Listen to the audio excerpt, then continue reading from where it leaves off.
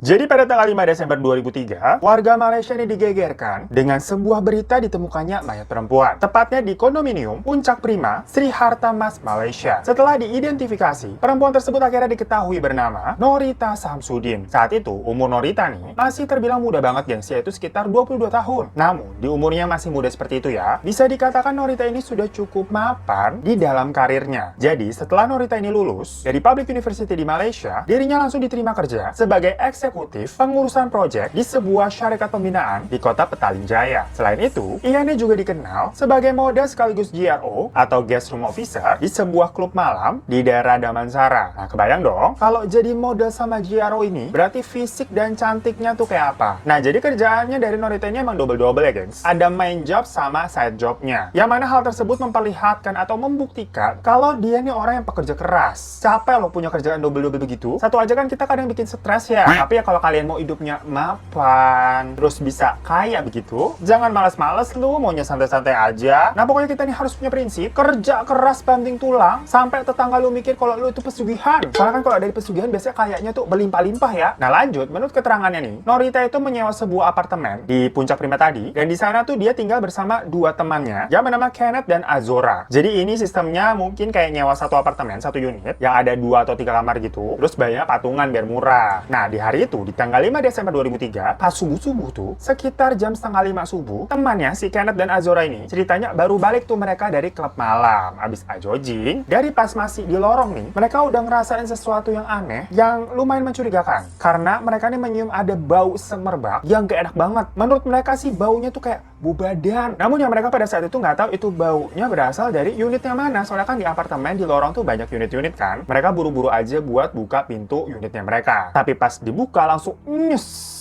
Blas, baunya semakin kemana-mana. Makin kenceng, gengs. Baru-baru tuh kayak satu ruangan isinya bau itu. Awalnya Kenneth sama Azora nih, kayak ya udahlah, toh mereka juga udah capek nih ceritanya mau tidur. Dan di pikiran mereka juga tuh, oh mungkin kali itu si Norita bawa temen kali. Jadi itu bau dari temennya si Norita. Tapi gue sendiri nggak bisa ngebayangin ya, itu bau badan sampai bisa kecium. Satu ruangan bahkan dari lorong udah kecium. Itu nyengatnya kayak bagaimana? Nah, di kondisi apartemen mereka juga sebenarnya ada yang aneh nih, gengs. Karena pas mereka masuk tadi tuh, kok lampunya nyala? Padahal itu kan di jam setengah 5 pagi nih. Maksudnya biasanya orang-orang di situ, mereka bertiga, itu kalau lagi tidur ya lampunya semua dimatiin. Biar hemat listrik kan bayar patungan tuh. Namun saat itu lagi-lagi mereka tidak mempunyai kecurigaan yang besar. Oh mungkin itu si Norita lagi di apartemen sendirian takut kali, jadi makanya lampu-lampu dinyalain. Masih mikirnya positif aja deh. Kenneth saat itu udah ngunci pintu utama mereka, pintu apartemen ya, dari dalam. Soalnya kan mereka mau ke kamar nih, mau tidur. Nah, apartemen mereka sendiri bisa dibilang cukup luas untuk dihuni 3 orang. Bayangannya kalian jangan kayak apartemen di sini tuh yang sempit-sempit. Kalau di Malaysia ataupun di Singapura biasanya itu sama tuh. Apartemennya gede-gede, gengs. Walaupun maksudnya di sini bukan apartemen yang mahal, apartemen biasa, tapi memang standarnya di sana ukurannya tuh gede-gede. Nah, pasti Kenneth ini lagi mau ngebuka kunci kamarnya, Azora sepintas kayak ngeliat ada sosok bayangan laki-laki yang kayak lewat seliweran di belakang mereka gitu. Dan pas bayangan itu lewat, bau yang nyengat tadi tuh langsung semerbak, gengs. Gimana ya? Kalian punya nggak sih kayak temen ataupun ngelihat orang nih ketemu yang baunya tuh 7 rupa, pas lewat doang, padahal masih beberapa meter tuh masih jauh, tapi kayak udah kemana-mana gitu, udah semerbak, bikin puyeng. Nah, saking baunya nih, Azora tuh di situ sampai pengen muntah kayak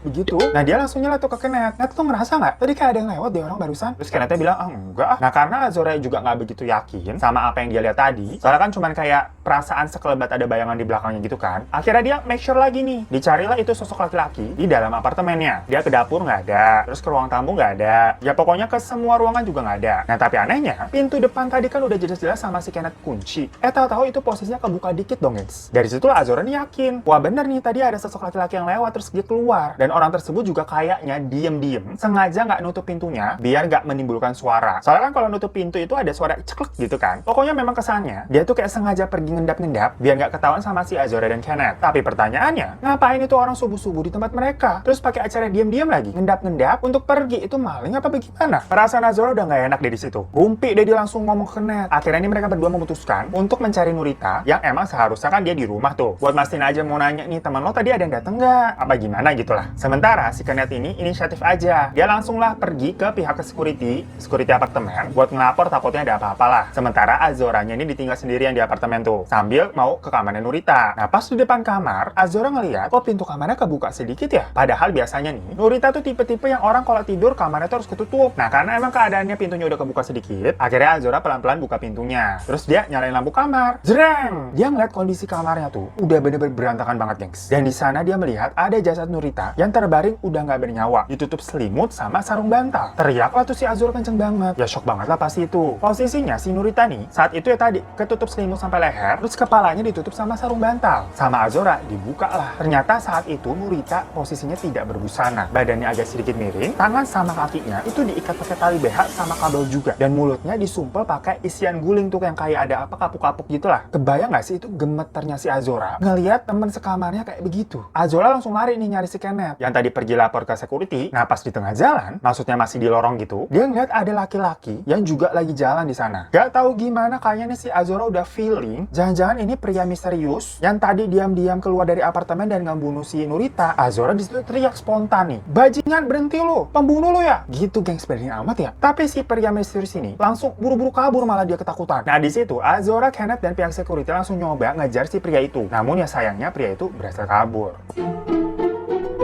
Pagi harinya pihak kepolisian ini langsung datang dan menjadikan apartemen mereka menjadi sebuah tempat TKP. Nah, di TKP itu, polisi menemukan ada beberapa barang, semacam kayak ada kabel setrika yang tadi buat ngelilit, bantal, sama ada juga 11 helai tisu. Pas diteliti, ternyata di barang-barang tersebut tuh menempel 3 air mani dari 3 orang yang berbeda, gengs. Gila nggak tuh? Air mani yang pertama tentunya milik Nurita. Terus yang kedua, itu ternyata milik seorang pria bernama Hanif Basri Abdul Rahman, dan sedangkan yang ketiga, nggak tahu milik siapa. Jadi yang ketiga ini masih sebuah misteri. Nah, yang namanya Hanif ini akhirnya menyerahkan diri ke kepolisian setelah menjadi buron. Jadi maksudnya di sini sempat dicari beberapa lama tapi nggak ketemu, kayak ngumpet. Tahu-tahu dia nongol aja gitu menyerahkan dirinya. Tapi konteksnya di sini menyerahkan dirinya itu bukan mengaku sebagai pembunuh ya. Jadi kan karena dugaannya itu adalah Hanif karena ditemukannya air mani, terus dicari-cari Hanif yang nggak ada, dan beritanya itu semakin besar kemana-mana karena diliput berbagai berita. Tahu-tahu ya udah si Hanif ini datang ke pihak kepolisian untuk melakukan penyelidikan. Maksudnya nyerahin dirinya gitu ya, gengs. Dalam penyelidikannya diketahui kalau Hanif ini merupakan seorang pengusaha kaya asal Shah Alam yang saat itu berusia 36 tahun.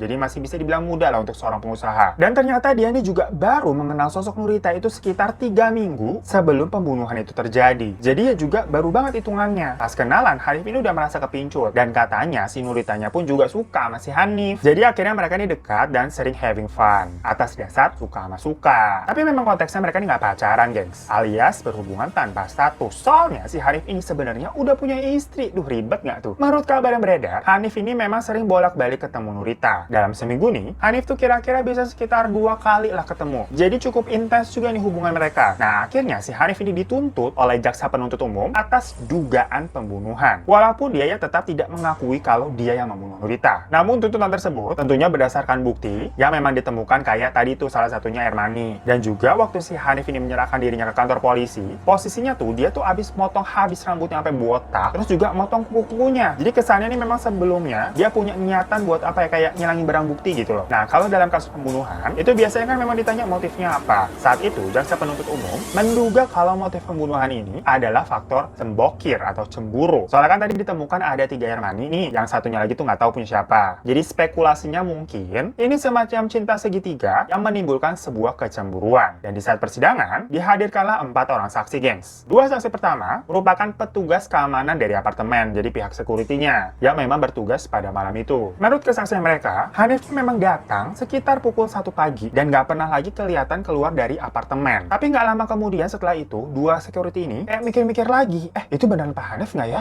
Kayaknya enggak deh, kayak nggak yakin gitu, gengs. Jadi bingungin gitu maksudnya. Nah, dan 2 orang saksi lainnya tentunya adalah si Azora sama Kenneth lah. Namun, kesaksian dari Azora dan Kenneth itu justru berbeda dari si pihak security-nya. Mereka bilang nih kalau mereka kenal sama si Hanif Dan emang iya sering main tuh orang ke apartemen kok. Tapi si Hanif tuh bau badannya kagak begitu. Beda banget sama pria misterius yang ada pada malam itu. Istilahnya nih kayak, kalau si Hanif mah kita kenal. Kagak mungkin dia baunya begitu. Beda orang. Nah selain itu, Azora kan tadi sebelumnya ketemu langsung tuh sama pria yang jalan di lorong, yang diteriakin terus kabur, inget nggak? Ya walaupun nggak secara langsung mereka tatap-tatapan ya, karena kan baru diteriakin dari belakang udah lari tuh orang. Tapi kelihatan lah kalau dilihat tuh prianya itu beda total sama si Hanif. Nah Azora juga bersaksi tentang pakaian apa yang dikenakan sama si pria itu. Pas dibandingin nih sama keterangan dari pihak security yang katanya ngeliat si Hanif jam 1 malam tuh, ternyata pakaiannya beda sama keterangannya si Azora. Jadi intinya itu bukan pria yang sama lah. Dari situ, dugaan pelaku pembunuhan itu adalah si Hanif menjadi semakin berkurang. Karena semacam kayak ada berpikiran, bukan Hanif ya kayaknya ya. Mungkin sebelumnya, Hanif dan Nurita ini memang sempat berhubungan. Tapi abis itu si Nurita ini dibunuh sama orang lain ya kita nggak tahu. Pokoknya pada saat itu Hanif ini dilindungi oleh asas praduga tidak bersalah. Jadi semacam maksudnya kalau belum ada bukti yang kuat, Hanif ini nggak bisa dinyatakan bersalah. Keterangan yang tadi diberikan oleh pihak security kata yang ngelihat Hanif, itu kan memang awalnya memberatkan. Tapi akhirnya dianggap tidak valid. Karena yang pertama, ya tadi tuh, pihak security ini juga mengubah-ubah keterangan kayak, yakin nggak